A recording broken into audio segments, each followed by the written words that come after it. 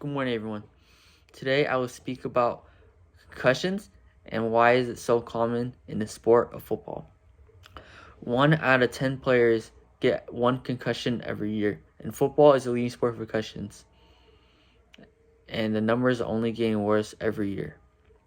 Brain injuries and concussions are common in football because of the significant impact to the head, which causes the brain to rock back and forth, causing a concussion.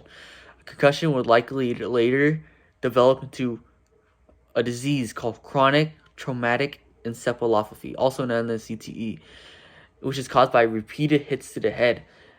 And the symptoms of CTE get worse. It could likely lead to dementia or permanent loss of memory, which could also lead to Alzheimer's disease. Football is a very popular sport in the US, but the question is it worth it to play? Today, I would like to inform you about the causes of brain injuries and how to prevent them in the sport of football. For my main points, I will start off with why concussions in football are a major problem and the disease called CTE. And I will end the speech with ways to prevent concussions and other brain injuries. Concussions are a major problem in football across the country. What is concussion? According to the Mayo Clinic, a concussion is a traumatic brain injury which affects your brain function, and effects are usually temporary but can include headaches and problems with concentration, memory, and coordination. The CDC estimates as many as 3.8 million concussions occur in the U.S. annually through sports and recreational activities. However, only a fraction are recognized by athletes, coaches, parents, and are treated by medical professionals. Most of the concussions come from the sport of football. Football counts about 50% of concussions out of every single sport played in the United States. Frontlines investigation shows high school players are nearly twice as likely to sustain a concussion than college players and NFL players, but it remains unclear as to whether repetitive head injuries could lead to long-term brain disease. According to Norton Healthcare, there are about 10 concussions per 10,000 athletes, and an athlete who sustains concussions 4 to 6 times are more likely to sustain a second concussion, according to the Brain Injury Research Organization. The numbers of concussions are getting worse every year. Sources from the AAOS shows that there was a 3.2% decrease in participation in the boys football, but the proportions of concussions increased 1.045 fold, and the rate increased 1.1110 fold from 2010 to 2014 and to 2015 to 2017. Concussion rates for children under 19 years of age who play tackle football who have doubled in the last decade, occurring mostly during practice and according to Chalk. According to the book Concussions in Athletics, the rate of underreporting concussion symptoms in high school football has been reported to be as high as 53%. And now I have given you a brief overview of concussions in football. And now I will explain what CTE is. What is CTE? CTE is also known as chronic traumatic encephalopathy, which is a degenerative brain disease found in athletes, military veterans, and other history with repetitive brain trauma, according to the Concussion Legacy Foundation. In an interview about CTE, Brian Price, a former NFL player, that in high school he used to get headaches a lot, and now mentally he struggles a lot. But at the same time, he's not the only one going through this, which means many players are actually still going through this disease right now. Information from Boston University shows that scientists have found CTE in 99% of brains obtained from the National Football League players, as well as 91% of college players and 21% of high school football players. And today there is no treatment and no cure for CTE. The only way is to prevent it, and that's the only way. What happens when you get CTE? Symptoms of CTE include memory loss, confusion, impaired judgment, impulse control problems, aggression, depression, anxiety, suicidality, and many more. According to an article by Concussion Legacy Foundation, scientists found that in CTE, a protein called tau forms clumps that slowly spread throughout the brain, killing brain cells, causing permanent memory loss. And that is caused by repeated hits to the head, which many former football players have, which they don't know.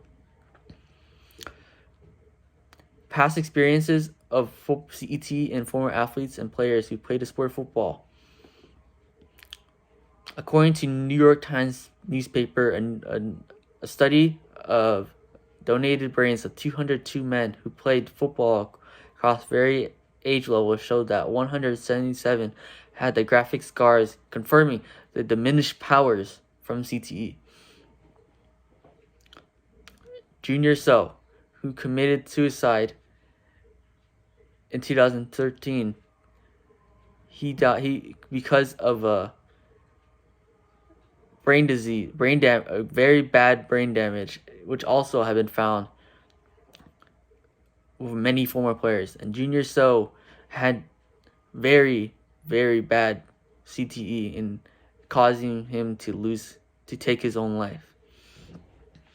Now that I have told you about CTE and concussions, now I will tell you examples how to prevent it.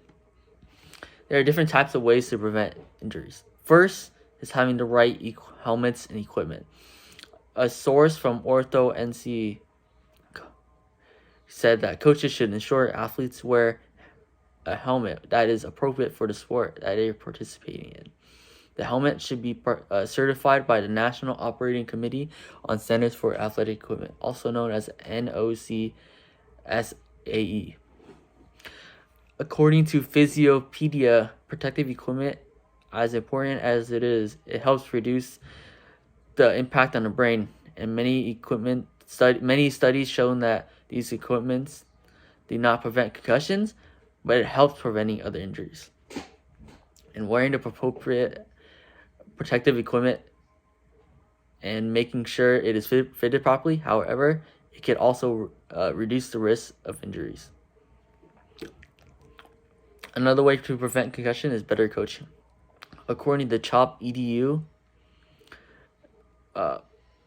coaches have to ensure proper technique is taught to youth athletics. Getting the right information and using the right teaching methods can also reduce the risk of concussion for your athletes. Coaches should teach athletes safe playing techniques and encourage them to follow the rules of play. Encourage athletes to practice good sportsmanship at all times and make sure they wear the right protective equipment for the activity, according to Brain Alliance organization.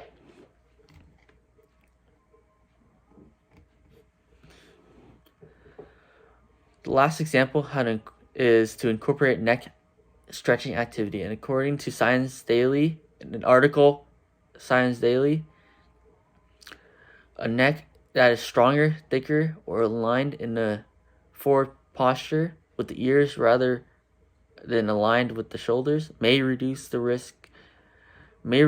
amount of energy transferred to the brain during impact, thus reducing the cause of concussion. Research shows that neck strength, size, and posture could decrease both the risk of severe concussions. This is because of a stronger, thicker neck that is aligned and slid forward will result in having less impact being applied to the brain during contact. Basically, a stronger neck decreases the amount of force that the brain feels upon impact, according to an article from Tackle Smart Sports. And in conclusion, concussions and CTE can never be prevented, but it can be contained by using the right equipments and techniques. Today I examine what a concussion is and why is it so common in the sport of football. And I talked about how a concussion leads to CTE and what it does to you. And lastly, I gave you some examples of how you can prevent concussions and other brain disease. If you want to play football, the technology is getting better every year. The coaching is getting better. But the next time you want to play the sport of football, you should know the consequences and the injuries that come out of it, because it can lead to dangerous results. That is all. Thank you.